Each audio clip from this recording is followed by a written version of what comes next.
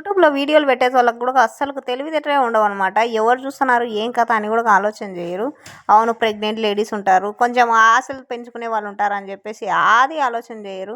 సడన్‌గా ఈరోజు చూస్తా ఉంటే ఇది అయితే రెసిపీ కనిపించిందనమాట. ఇంక వెంటనే అయితే చేసుకోవాలి, తినాలి అనిపించింది.